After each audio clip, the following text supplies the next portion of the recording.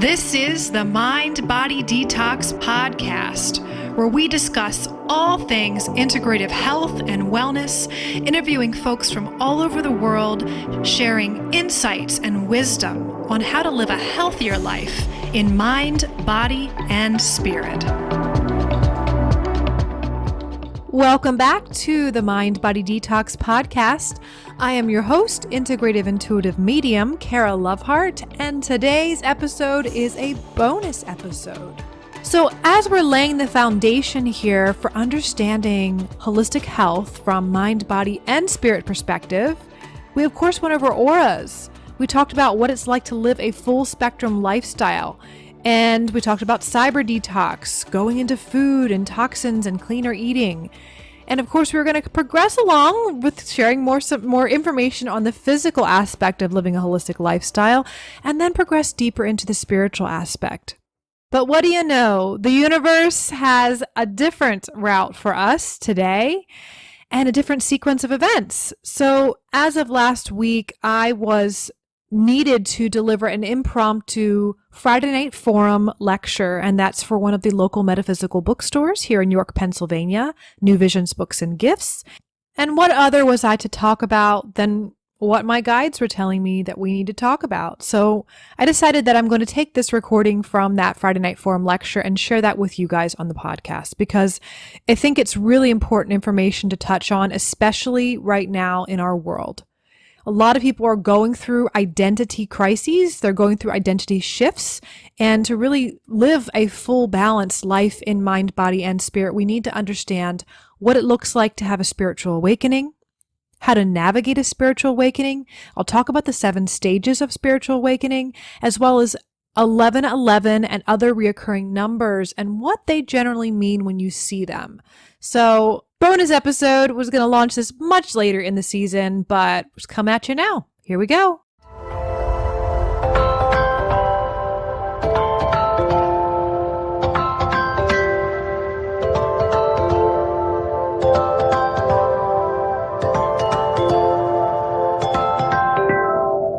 I kind of feel like it's really, this is meant to happen. This is meant to be tonight, because there are so many people who are having what we call a spiritual awakening.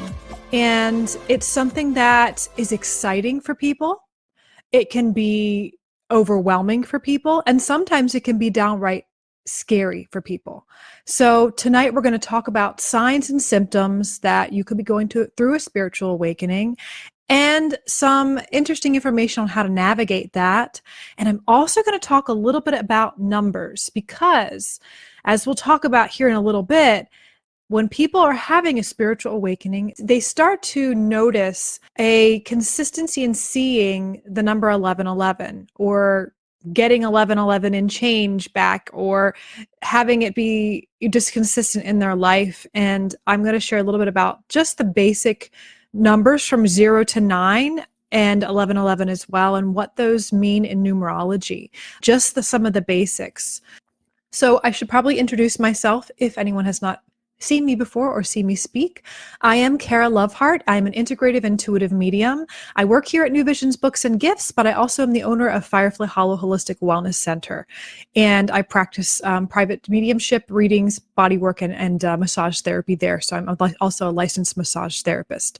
But I also am the creator of a program that was called Mind Body Detox Program. And it's something that's really my passion and purpose right now. It's my gift to the world of really helping people who are having spiritual awakenings, learning how to navigate the new world of energy sensitivity, things that happen that we will discuss a little bit tonight, how to navigate that process and how to up-level a little bit when you're going through that. So first, let's talk about some of the signs that you might be going through a spiritual awakening. Now, I want to also caution before we go into the signs that a spiritual awakening can really borderline going through psychosis. I find it really important that we talk about that. A lot of a lot of individuals who are maybe on the spiritual path or who are engulfed in the spiritual community, a lot of times we do walk a fine line between going through our own mental health issues or breakdowns or even straight up a psychosis. And these are real things that do happen. So I highly recommend, if you are experiencing symptoms of a spiritual awakening that are really startling, you're unable to have a proper work-home life balance, being able to take care of yourself, going through intense terror, anger, any emotional fluctuations that are really out of the norm, again, please reach out. I think it's something we don't actually talk about, and there's a stigma around it, but I want you to know that there is a fine line between that. And honestly, being a psychic medium, part of the process of being intuitive and waking up to your own spiritual or intuitive gifts is navigating how to differentiate reality and spiritual reality and symbols that are actually happening versus a psychosis. So if you've ever seen the movie Number 23 with Jim Carrey, where he's finding numbers everywhere and he's really just going through a nervous breakdown. So there really is a fine line between that and a spiritual awakening. So the difference is, in a spiritual awakening, you will start to have different signs or symptoms, such as experiencing dreams that may be more vivid than usual, having synchronicities pop up all over the place. You may meet individuals that seem to have come along or were dropped into your lap at just the right time. And sometimes even during this time, so many people are having a spiritual awakening all at once, with this collective spiritual awakening happening, that certain people will meet other people that are also going through it. And then you feel there's a sense of magic. There's a sense of, for the first time sometimes, knowing through your own personal subjective experience that there seems to be a hand guiding you. There seems to be some sort of magical process. Someone is watching, someone is dropping these things in. It's too coincidental, you say, because these synchronicities tend to happen consistently. It's not just once or twice or three times, it's consistently. So that's something that's really, really fascinating when that happens. When you have a spiritual awakening, you're expanding your consciousness. You're expanding your sense of the world. And this really starts with, number one, there's 7 stages to this process. And I'm going to go through them briefly. This is actually a forum we did years ago. And it's so funny that we're doing it again. We did it back right after the year 2011, when we were having a lot of that happening all over the world. And now we're 2021, 10 years later, and we're having another round. It's very interesting. So a spiritual awakening usually happens when people have a sudden shift in their life. It really comes down to the person you have identified yourself to be is no longer making sense with the reality inside of you and around you. This could happen when you lose a job. Maybe you identified yourself so strongly with the particular tasks you were doing at wherever you were working and the people you were working with. And now losing that job, a part of your identity is now taken from you. Who am I now? If you are a mother or father who has left children, gone off to college, and you're an empty nester, my whole identity, or a big part of it, was nurturing and taking care of my children. Who am I now? Maybe you have gone through a big shift in a health crisis. You may be struggling with something, either emotionally, physically, something sudden, or something that's come on and it's really been in your life for, a couple years now, and you're really having to have let go of the old ways you used to operate. How much energy you had, how much maybe even income you're spending based on limitations with work. So that identity piece can change there. We have people who are leaving our lives. There's a lot of change and shift and growth happening in the world right now. And sometimes growth feels like loss. Don't take that as, sometimes there absolutely is a natural grieving process that happens when we lose people, we lose loved ones, we lose a job, we lose a partner, we end a relationship. But growth is usually the process of going through that transition. It happens from going through transition. And when we get to the other side of that, that's when we can really start to re-identify who we are as a new individual. So all these points are, I'm trying to think of any other examples. Another one that's really interesting and very common is once someone goes for their first time, if they've had their first experience with a ghost, say you went on a ghost hunting experience, it's, something you were like, I'm going to go on this ghost tour. And you didn't believe in ghosts or spirits or anything like that. And all of a sudden you had your first experience with something that you thought was science fiction. And now your whole reality is shifted. Who you know yourself to be and how you think of the world is shifted. Everything going on with the pandemic is absolutely an identity point. Our normal everyday way, our rhythms and how we operate have changed and shifted. So even 2020 was the big year, I think, of really looking at the new things that we had to do or we're not able to do anymore, that we had to re-identify who we are. So that is the first thing that happens that catalyzes a spiritual awakening, is having your identity shaken to the core. And after that happens, it's almost like your brain is trying to figure out who you are again. And it's really interesting because we have this deep voice within ourselves. We have our own intuition, our higher power. Everyone calls it something different. There is no one right way to say, this is what's really happening. It's God talking to you. It's angels. It's Jesus. It's the Buddha. It's those rocks. It's those trees. It's the fairies. It's the gnomes. All this stuff is our subjective experience of our own spirituality that we connect with based on our previous programs. God or spirit, the universe, has to speak to us in a language or from a framework with which we understood it to come to us in the first place. And even people who are atheists and maybe very scientific, it may start to speak to them from a framework from which they can understand. So when you have this shift and your identity is falling away, who you are to become is unknown. And so you really are more open. You are more open to a new way of perceiving the world, because the old rigid way of perceiving in the identity in which you were carrying is now stripping itself away.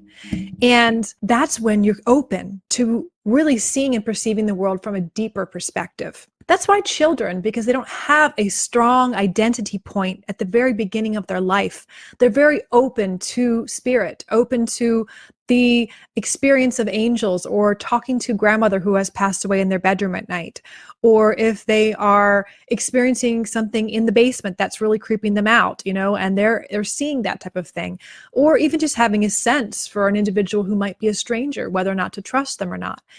Individuals who are not programmed yet, we're more open, we're more perceptive, and we're more neutral, if you shall say, to not having preconceived judgments, but we're open to really having this sense of non-judgmental viewpoints that allows us to really see with a wider lens. Now, what happens when you see with a wider lens?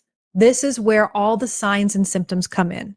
Synchronicities. Seeing 1111, experiencing heightened sensitivities, experiencing even psychic experiences where all of a sudden your phone rings and you know who it is, and you just knew, and you pick it up and then you're baffled, like, how did I know who that was? Text messages is a common thing. You may know that someone's upset with you or angry with you or talking about you behind your back, maybe even, and not have any proof until later on.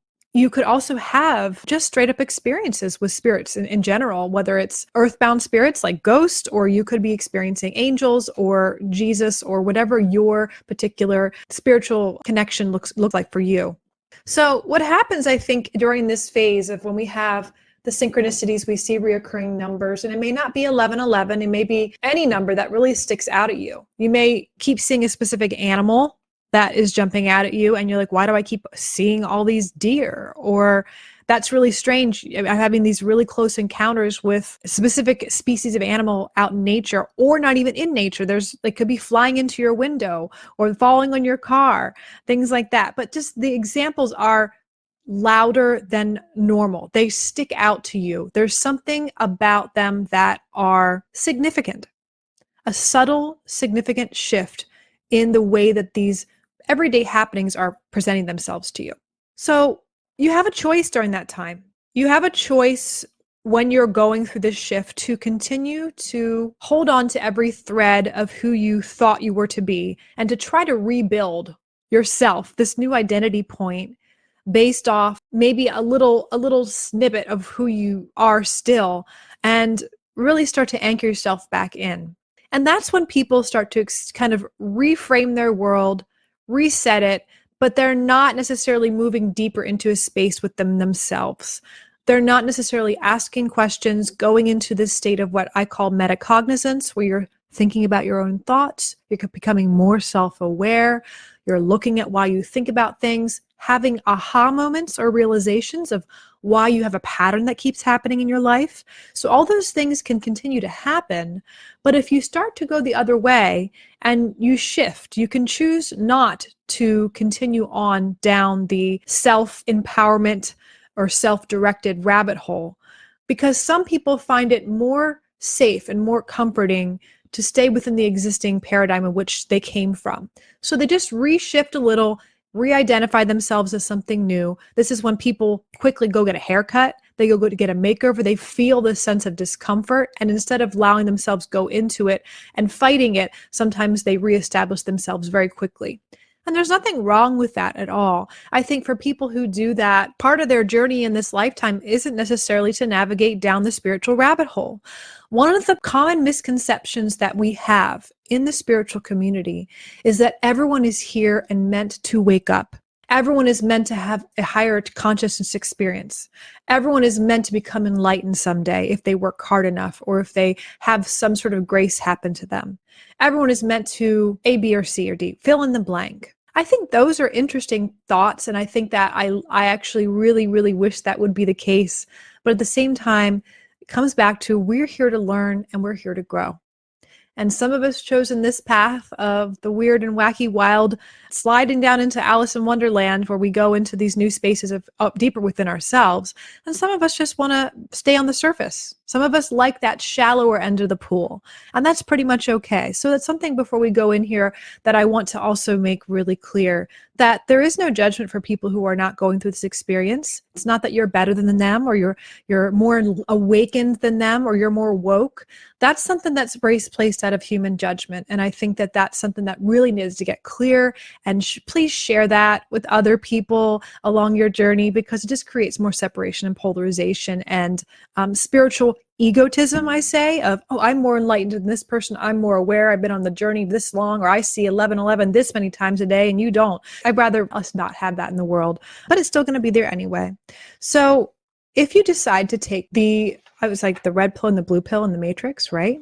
If you decide to not reinvent yourself very quickly and to go deeper down the rabbit hole of spiritual awakening, this is where you start to find your teachers.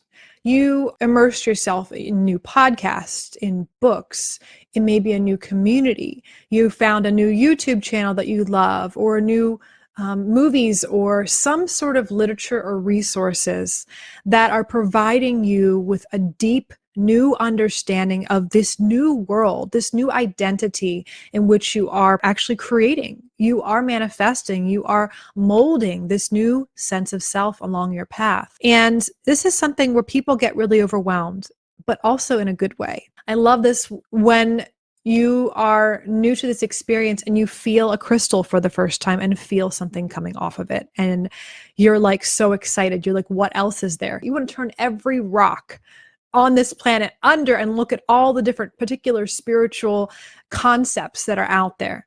And I love this phase because it's just so open. It's so curious.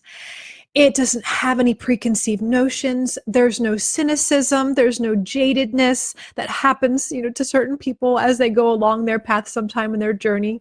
We go through different phases. So it's a really beautiful phase to be in. Wonderment, curiosity, and openness to all that you can learn. So pick up as many books as you can. You don't have to learn it all at once. When you're in that part of the phase, remember that it's not that you need to learn everything, that what you're supposed to learn will come to you when you're supposed to learn it. When you're ready, the teacher will appear. And that's where you could go a whole 2 months, 3 months learning all about Reiki or learning about dream interpretation. And maybe you're going down the next rabbit hole of personal empowerment, now trying to better your health and how your diet relates to your spiritual process and your connection. So wherever you're at on your journey, go there, let it be. You don't have to get it all at once. You're going to kind of figure out during this process what you want to focus on. So for me, I am a continuous learner. I have my main focus in my journey on personal empowerment for myself and learning to manage my energy field as a psychic medium. It's been a really big, long journey for myself, but for me, it's fulfilling. I keep being drawn back to more tools, more literature resources that can help with that focus. So that's where I'm focused. You might have gone through trauma in your life, and you might use maybe meditation or mindfulness. Maybe you use supplements, crystals. Maybe you connect with a certain spiritual dogmatic philosophy or something that you really seem to find that helps you. And you always come back to that whole trauma piece of that's what I'm doing to help me continue to work through that process. Or if you went bankrupt or something with losing a job during that identity crisis, sometimes it's looking at all the different ways you can learn to use the law of attraction or manifest your life to really learn a new way of engaging with finances and resources in a way that maybe is better for you. So that's really cool when people kind of find out what their just natural inclinations are during this phase. So I'd love to hear you guys, share in the comments of what you found so far on your journey. And again, if you've been doing this journey for a long time, I want to remind you that we're having another upgrade, I guess you could say. And really, it's just, again, it goes back to the psychological piece of when you don't have an identity point and you don't know who you are, that's when we start letting our autopilot go. Our autopilot, it be in the driver's seat. And the autopilot is really stripping away all identity and ego piece from ourselves so that more of our spirit, more of our truth is running the show. And I'm going to stress if fear is not in the way. It's absolutely really, really true there. So once you really find out what you're really wanting to focus on, that's when you start to really join a group or you find something that you're focusing on for a good period of time and you dive really into that and find your people, your teachers, your gurus, whatever that is. And this is the stage where people can stay in for a long period of time. And I think sometimes for the rest of their lives. And there's no right or no wrong with that. But I find that during this time in history, it's particularly important to allow people a new idea, a new concept, particularly in regards to finding your own truth, your own journey, and using the tools and the little breadcrumbs that have been put along your journey synchronistically, using them to find your way back home to you. What happens sometimes is we can absolutely go to a teacher or a guru or someone that is a prophet. They're our healer, they're our coach, they're whoever it is. And we can sometimes have them as a helper in our lives. And that is awesome. But then sometimes we have the I call it the Sagittarian view. Like I have a lot of Sagittarius in my chart, astrologically speaking. But the concept of that is you find something new, you look under the rock. Oh, that was cool. You move on to the next thing. And that's you. You're a never-ending explorer. And that's great. Now, some people travel and they find something and it doesn't seem to be what they're looking for. They're trying to find something to help, something to heal, something to bring whatever it is they feel lacking into their life. And sometimes they can get jaded. Well, that teacher wasn't the person. Well, they only knew so much. And when you're first on the journey, it can be fine. But if you've been doing it for years, you start to get really bogged down of constantly, and this is the misperception that happens, constantly trying to find the answers in someone else. And that's why we would get frustrated if you're in that journey, that part of the journey. Because I would urge you, if you've been a spiritual seeker for a very long time and you're starting to become jaded on the path, I would request to ask the question of what part of me is ready now to maybe find the answers within me. Now, if you're a spiritual seeker and you're perfectly content with that, and you're like, I've been seeking for 35 years, I'm perfectly okay with that. You may just be this beautiful Sagittarius type of person that just wants to learn and grow and learn and grow, and you're curious, and there's no wrong with that. But again, if you've gotten jaded with it, you've had expectations of someone or a particular philosophy or book, or now crystals don't work, now this doesn't work, and you become upset with the spiritual community. That sometimes happens where even in any other religious faith that's not spiritually based, because spirituality is based outside of religion, although you can have a religious dogma that you follow and also be spiritual. They're not separate things. But it can happen when you're in any religious dogma where you're just like, well, this isn't doing it for me. I need something else. And that's okay. I wish for everyone to always find the answers they're looking for. But I think I have a secret. All the answers that we're looking for are from within ourselves. They're always within ourselves. And I think that externally seeking them is part of the process. If we're a seeker, it's part of our always process because we just love to learn. But there comes a stage in the spiritual awakening process where you become the master for yourself, where you are seeking for yourself. You still have people that you go to help you. You still have counsel. You still have community and people that you learn from other people. You're not always going to be the 100% source of information. My journey has really gotten me to a point for my own particular life is that any answers I seek are here right now in front of me. Always. All the answers I need are always here. Now, it may not come from me. If I have a question and I ask, and I may not get a direct claircognizant, clairvoyant, clairsentient, clairtangent, clairambient, all the different types of intuitive hits where I could hear it or get a vision, that doesn't always come from my direct channel. Sometimes the information comes from a bird floating on the window and waving at me and looking at me in a certain way. Or it comes from a perfect stranger that comes up and says, a certain thing. Or it comes from being in the grocery store and a particular song is playing and there's a lyric or a line that answers the question that you've been asking.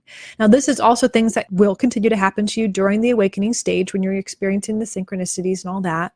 But it's really important to really allow yourself to go in that space where you are the person that's going to be giving yourself the permission to be your own guru.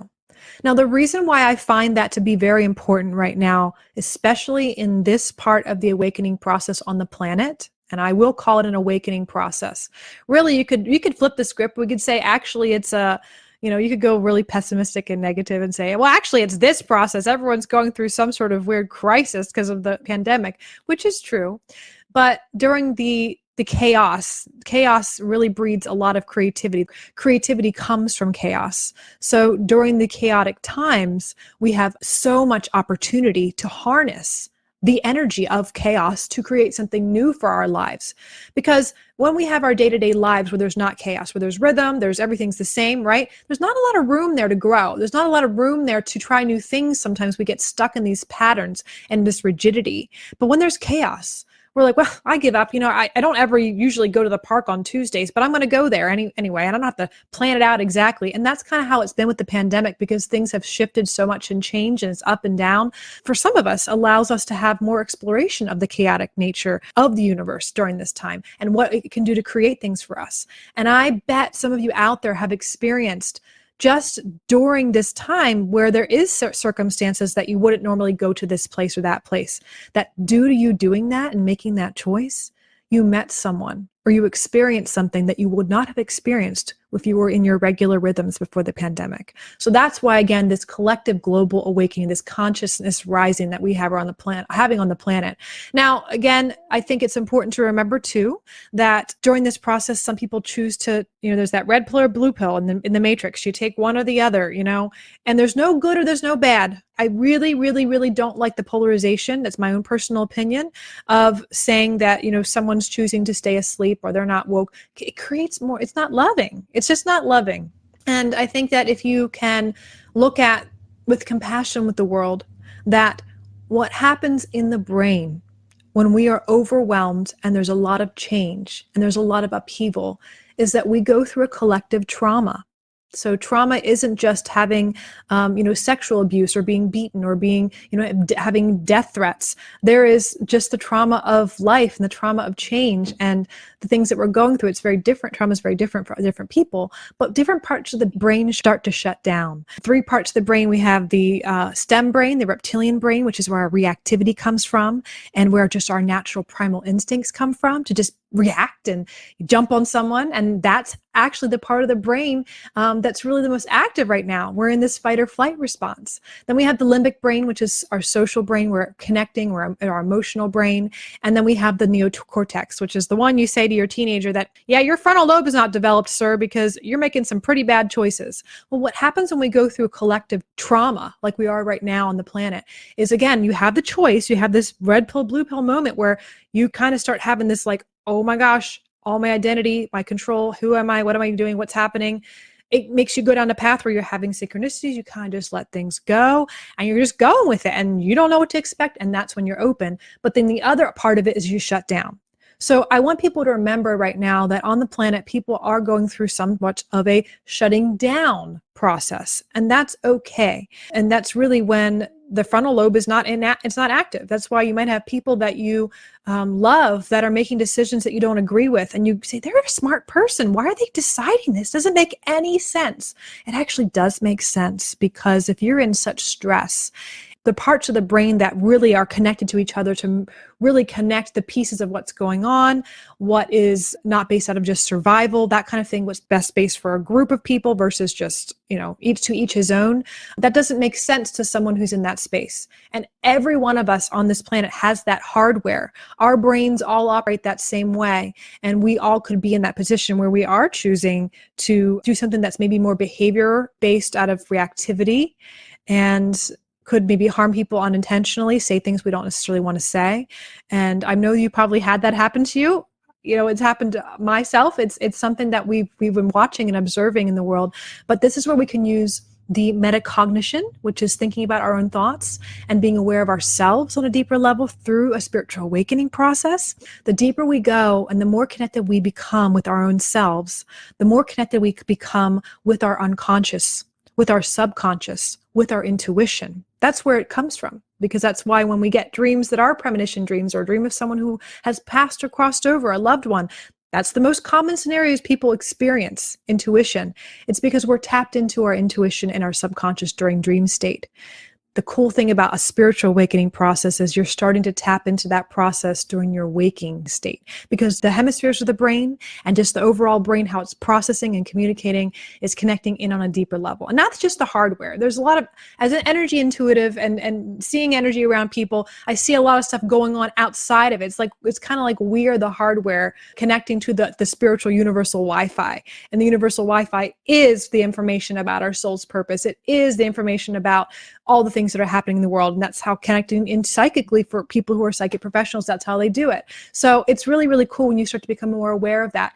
And if you're becoming more highly sensitive, you consider yourself an empath, you're someone that's really, really oversensitized to that. That's part of the spiritual awakening process. You're learning to now navigate a world that's no longer black and white, that's no longer just physical third dimensional space. It is a world of energy, vibration, frequency, feelings, sounds, lights, senses beyond the 5 that can become overwhelming until you learn to manage it.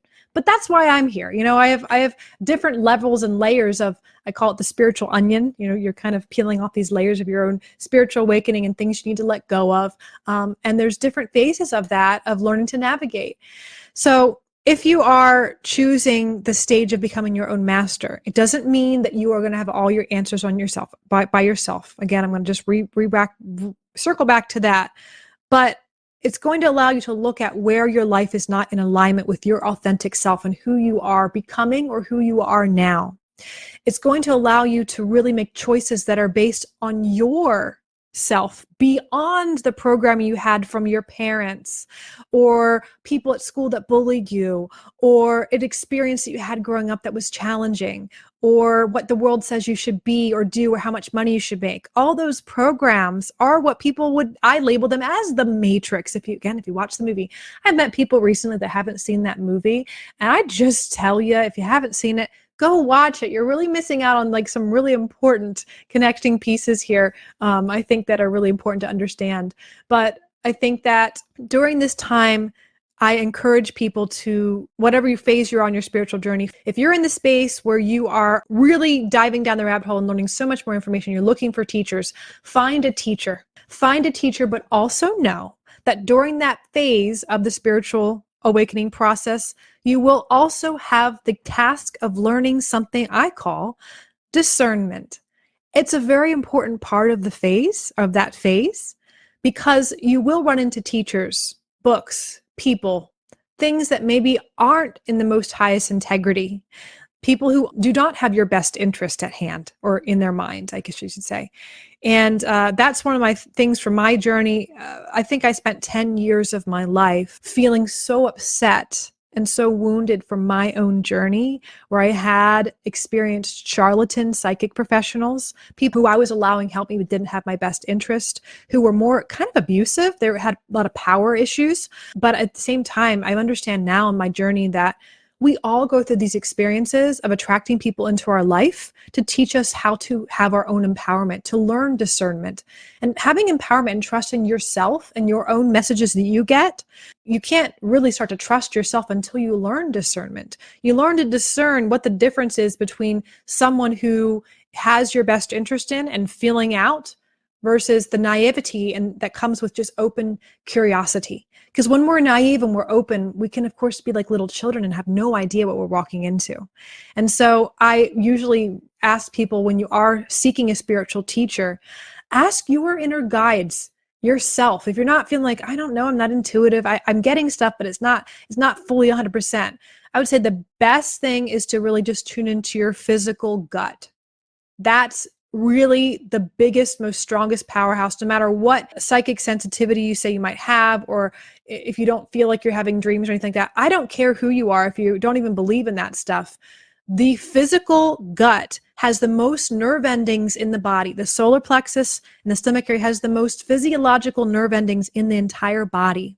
That's why every single one of us on this planet, when we have met someone that we don't like, feel something weird in our stomach. Or if we've had a power struggle with an authority figure that doesn't feel right, or you're nervous to meet your dad or mom and you're in trouble, like you feel it in your stomach. That's an animalistic sense that we have naturally. But also when you meet someone for the first time, or you have a feeling of someone stronger than that, because we have the most nerve endings really active there. So I would just say, if you're not trusting that yet, is this person that's the teacher for me? Is this the book for me? Is this the path for me? It's in my highest and best for me. Sit there and feel your stomach. Maybe eat a meal or drink a cup of tea or something, and just wait till you're done eating and see how it sits. How does it sit? Trust the physical part of your body, because until you learn to navigate the world of energy and the non-physical world, go with the physiological third dimensional part that you've been in your whole life. You may be very aware of your body most of your life, and now are kind of tapping out of that and tapping into more senses that are beyond that. So I'd say go with the thing you've already learned how to drive, your body. Your body knows best. So trust that first before you go and really connecting with a spiritual teacher, just so you can learn that discernment lesson a little bit quicker. You may make mistakes first off, but it's really important right now, because any time in the world history, when we've had a pandemic, when we've had a chaotic global event, that is the time when the seedy underbelly of the spiritual community, of the psychic community, of the charlatans, of the individuals who are selling you snake oil. It's not just in the spiritual community, but it's also in the world of supplements. And anyone who wants to make a buck can sell you something that might give you a sense of safety and security during this time of fear. So this is the time where we can be easily manipulated. And that's why I feel very strongly about getting past that third step of getting your teachers, people you can really trust to teach you and navigate along the way. And a really good teacher will help you to help yourself. A good teacher, you will have a sense that they want you to empower yourself so that you don't need them in the future. My job on this planet is to work myself out of a job. I want to create a space where all the people that come to me can become their own mediums and connect their own self to the other side, not just to spiritual in that sense, but just their intuition in general. So it's not just mediumship, so that I don't have to help people in that sense. My job is to help those people connect, because not everyone connects and learns this to do it professionally. That's another thing to remember. A lot of people really have their spiritual awakening and go, oh my gosh, I should be a Reiki healer. Or, oh my gosh, I should be a professional psychic and start doing tarot readings. And you can do that and do it on the side. There's nothing wrong with that. But everybody can learn to play the piano. but not everyone becomes a great musician. Everybody can learn how to maybe do construction, but not everyone really enjoys building houses.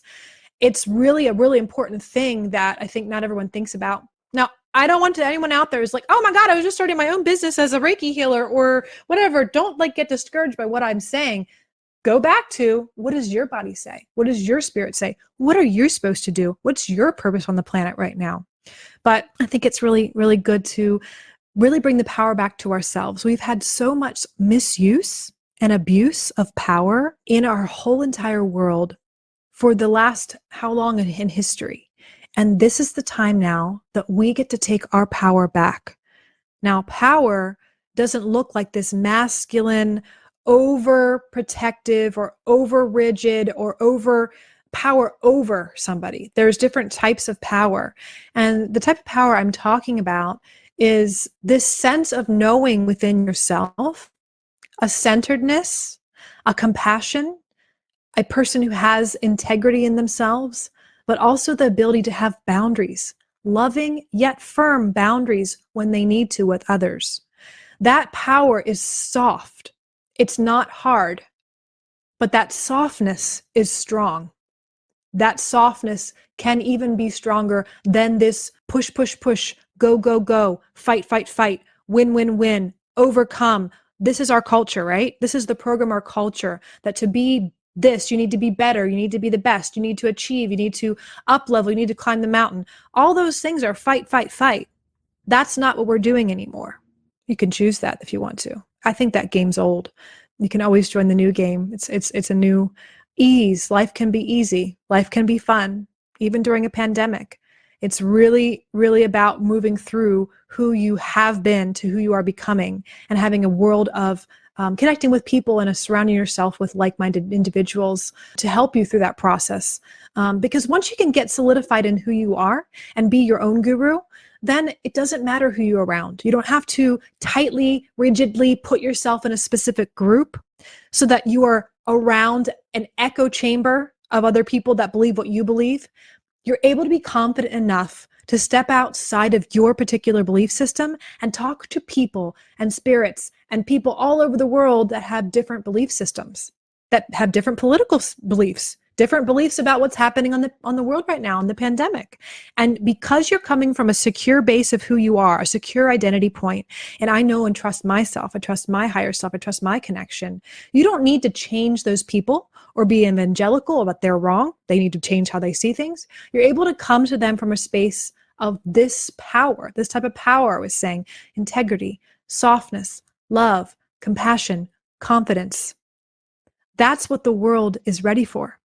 And that's what I'm here to do right now for my own life, my own journey, but also to walk along other people who are stepping into that. People who are stepping into that journey, I call them light leaders.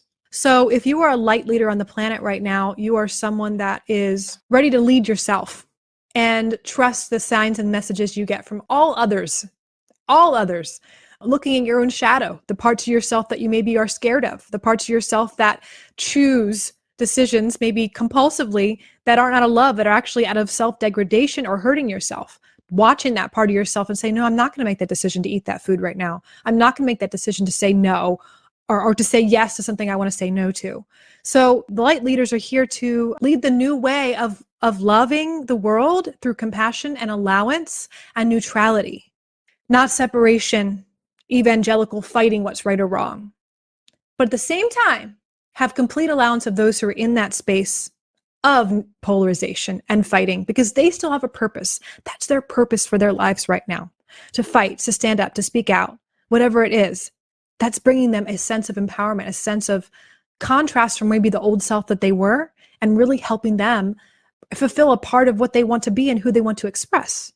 And it's not for us to judge what's right or wrong for them, but the allowance is a lot more powerful, and it really does.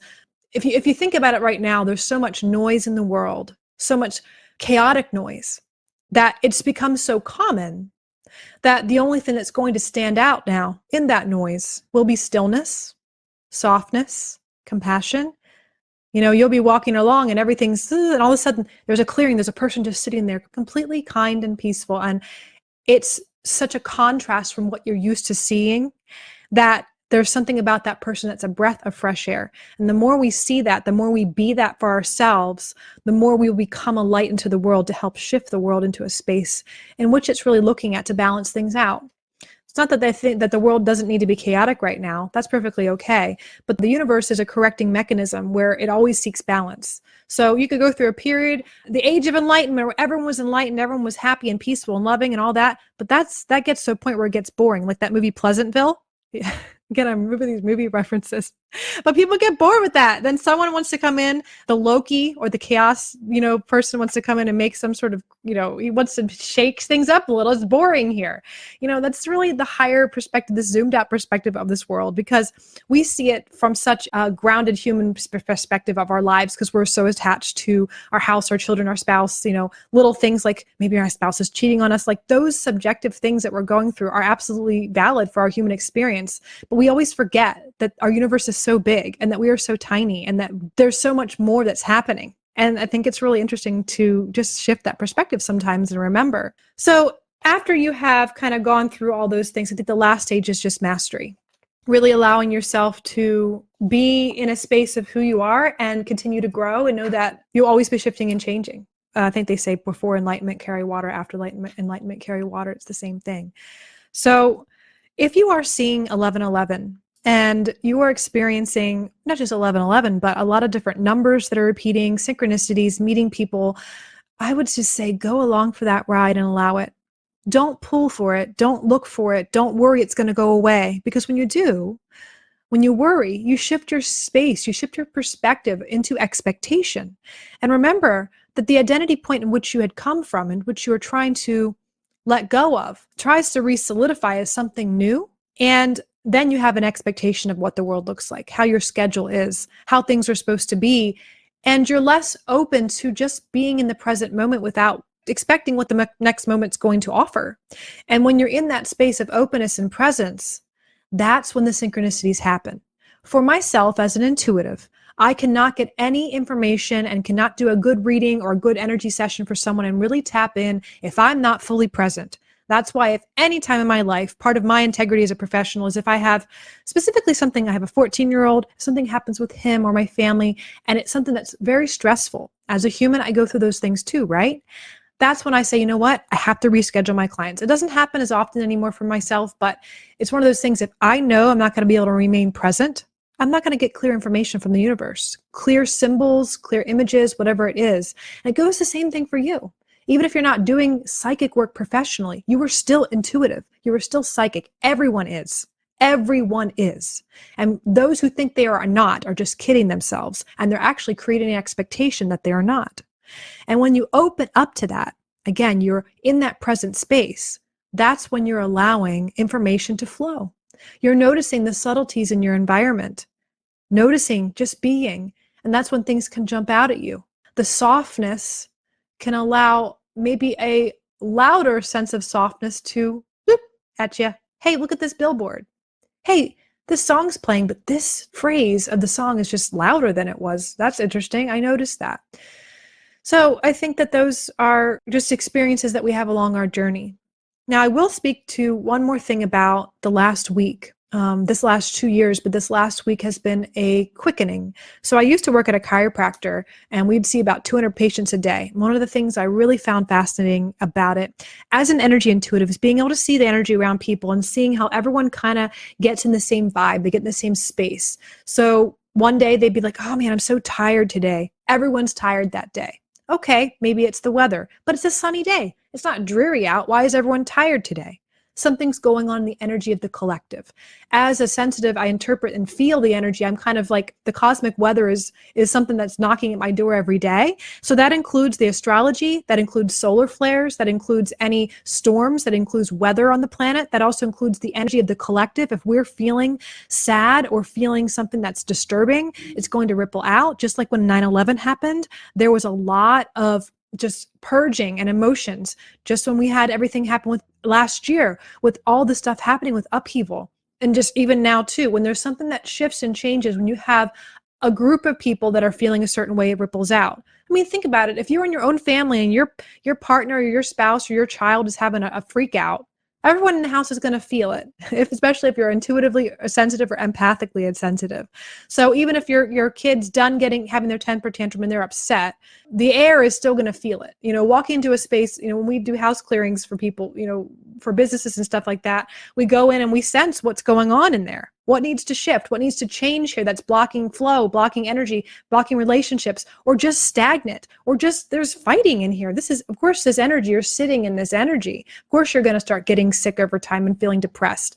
So think about that. That's just your home and one physical space. And you've all noticed that, I'm sure, maybe just not have been aware of it. If you walk into somebody's home or a space, there's a sense of what the space feels like.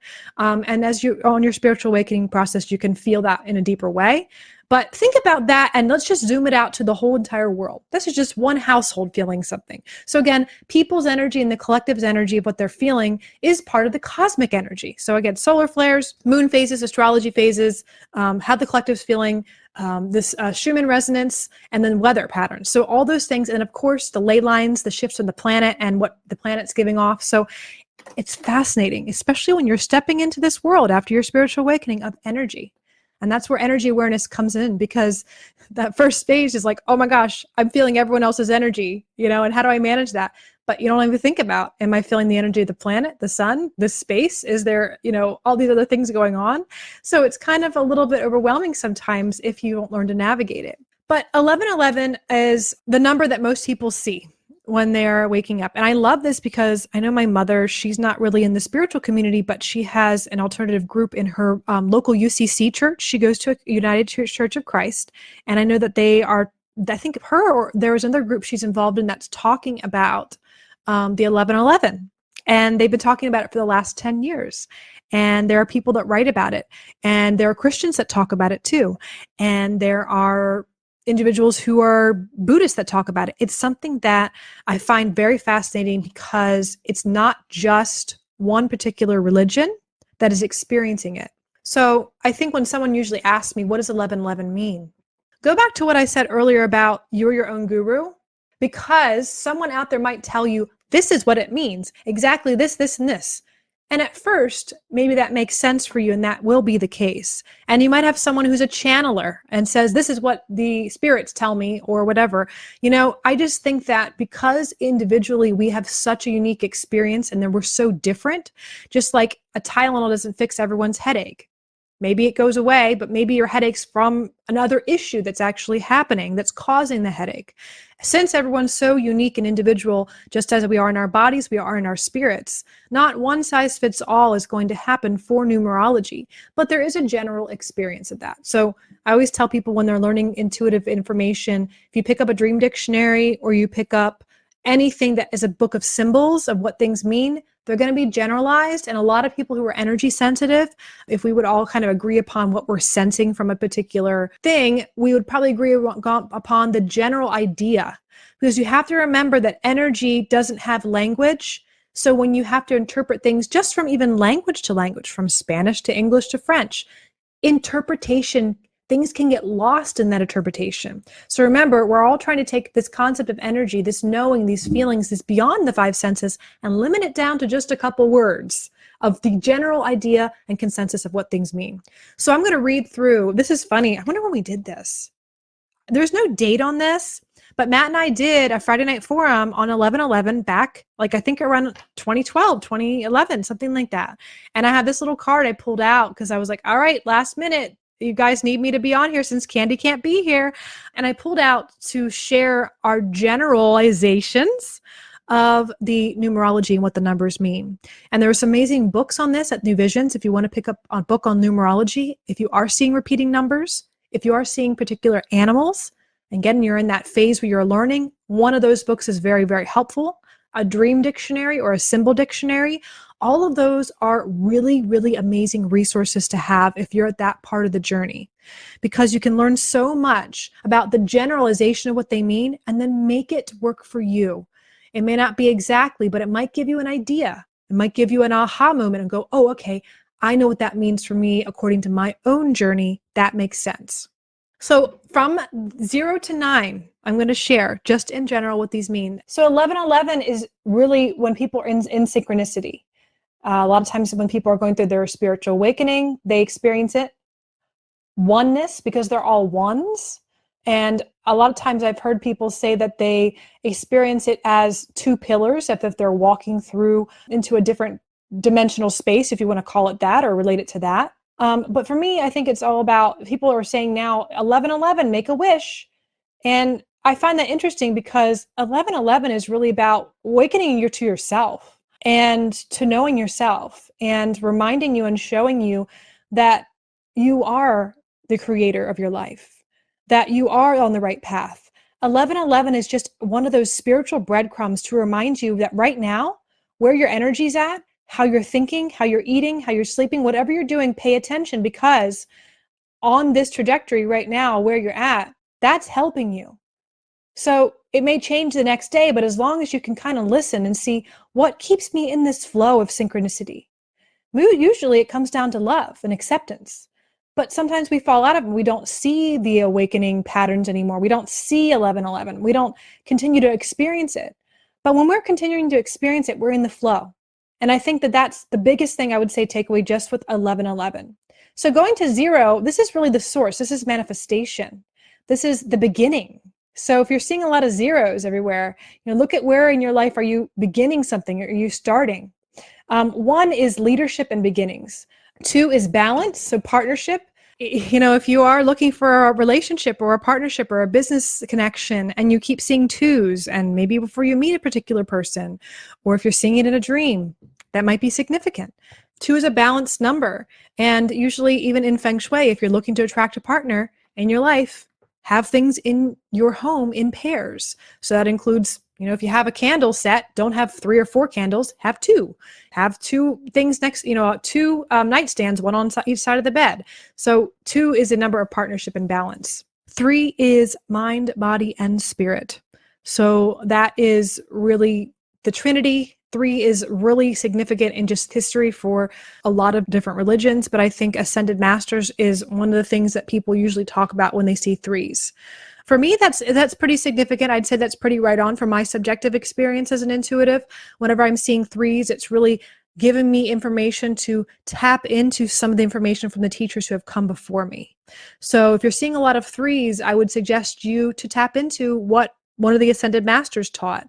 And people are like, if you're out there going, what the heck is an Ascended Master?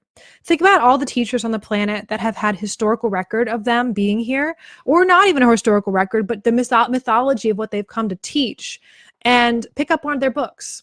Siddhartha, Buddha Maitreya, Jesus Christ. Some people say Disney. I don't know about that, but I think the Ascended Masters are really people who here have made a really great contributions. Even sometimes saints, people who have crossed over, who we have more recent record of, those are Ascended Masters. I think there's a lot of really good books. I don't have it in here with me now, do I? There's this book I read about 10 years ago that kind of popped off the shelf at me again. That's another experience. You might have books just jump off the shelf at you. Sometimes literally, actually, too. But there's a book called The 7 Sacred Flames. It's a channeled book by Arlia Jones, I believe. I think that was her name. But that's a really good book that connects with Ascended Masters. I know you can get that at New Visions Books and Gifts, and that is also there. 4s. So think about 4 legs on a table. Creates a really solid structure and a foundation. 4 in a square, so sacred geometry. A cube has these 4 different points that make it this square. It's basically a square in 3-dimensional space. So it's very solid. And it's not easy to roll around like a sphere. So it's really good for structure, and it's good for physical manifestation in the sense that it's there to support. So angels and spirit guides are usually representative of the number 4 because they're there for support on a spiritual level. And then 4s can also represent work. 5, I would not be surprised if a lot of you are not experiencing consistent reoccurring 5s. 5 is transformation. Think about it. The number from 0 to 10, it's 1 to 10, it's halfway in between. So that's that point where things transform. It's that change factor. And we're really going through a lot of that right now. 6 is refocusing connections and looking at your connecting to the higher self versus the physical self. Whenever I get sixes, again, the sixes represent the material world. So whenever I get sixes, it's really helpful for me to look at my finances and resources, pay attention to my spending, look at my time management, look at all things in the physical. And also it can be a sign if you are overly worried about finances or resources or survival, to really reconnect back spiritually if you're getting too materially, physically focused. 7 is about creativity, spiritual connection, and luck, and prayers. So 7, heaven, that's significant for a lot of reason. There's a lot of numbers connected to 7, the 7 chakra system, 7 days of the week. There's a lot of 7s, 7 archangels. There's a lot of 7s. Law of attraction is number 8. It's abundance and karmic cycles. So on 11/11/20, actually November 11th, 2011 is when I got this tattoo. It's actually a figure 8. It's an infinity symbol. So that's what the universe is. It's infinitely creating, destroying, creating, destroying. It's this natural law of attraction. So we attract things, we create things, and then they leave our life, they destroy. That's how life is. We're created, and then of course we die and we cycle back. Karmic cycles. So it's cycles. It also represents abundance because the universe is abundant. It's overflowing with abundance. It's all about not getting into a lack attack, as I call it, and redirecting your energy to focus on that abundance. So if you're seeing a lot of 8s, just maybe it's looking about shifting perspective and looking at what is abundant for you, looking at maybe you are about to manifest something if you've been worried about it, or maybe you're going into a new cycle. And then 9 is the finish line. It is really endings. It's letting go. So this is another one. If you're not seeing 5s, I would say you're seeing 9s, because 9 is this need to just let go of the old. It's time. You have to let go of things before it can, something can be rebirthed. But anyhow, that was our original forum. I'm so glad I had this little card because I thought, oh my gosh, it'd be really fun to share just what we had written down. I'm going to read these 2 quotes that we wrote down here from 10 years ago. My gosh, it's so long ago now. Matt wrote, inner oneness is equivalent with total consciousness and responsibility for your choices in both the internal and external world. So when we define what inner oneness is, this process that you're attempting to get to after your spiritual awakening, it's really total consciousness and responsibility for your choices inside and out. That's that total consciousness of being aware. Why am I making this decision?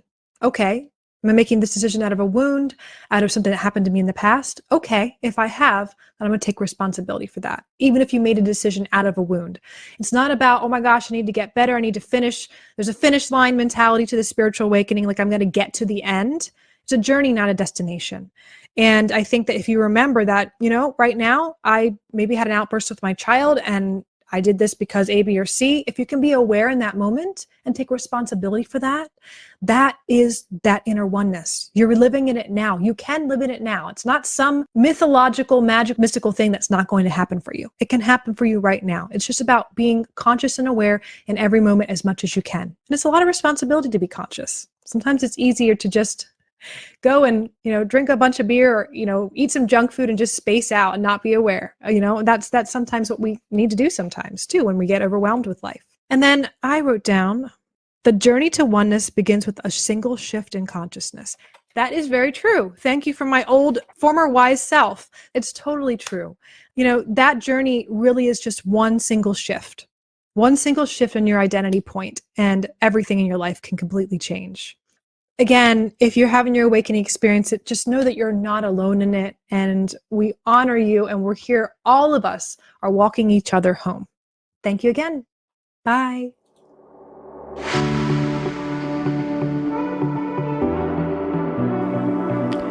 Thank you for listening to the Mind Body Detox podcast. We wish you wellness and health in your mind, body, and spirit. And be well until next time, my friends.